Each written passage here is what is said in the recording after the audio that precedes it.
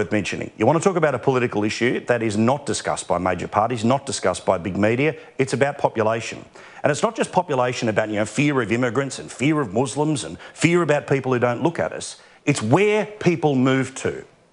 A recent poll of people in Sydney, done by Fairfax, so it's a lefty-leaning poll, right, showed this, that 66% of people oppose more development in existing areas. They want to keep their quarter-acre block, but Sydney is full. Sydney is huge. More than 1,000 people move into it every single week. This is the big issue. Because you see, again, like the bureaucrats in Brisbane whose air conditioning when they go to work in the height of summer will be controlled. They will live a comfortable life. Most of the politicians live very comfortable lives.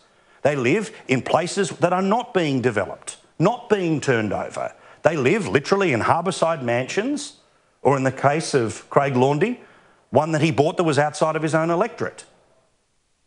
These people don't live, and I'm talking about the commentators who live in the terrace houses, they don't live in the places that are being developed. They do not live a life like I did today, when literally it took 90 minutes for me to get from my place to pick up my daughter at childcare and then have to take her to the grandparents' house so I could come here and do this job today so my missus could do her job on the other side of town because she had a busy day. This stuff matters.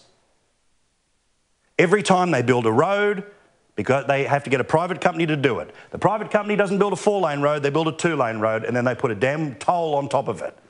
And then they just add more people and more people and more people and more people. And if you blow up about it, you're a racist. This is not on.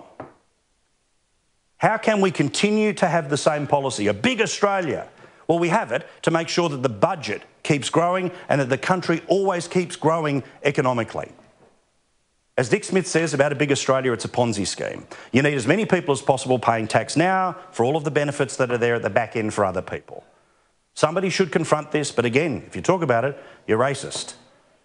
I don't care if it's black people, white people, New Zealanders, people from Israel or people from Iran.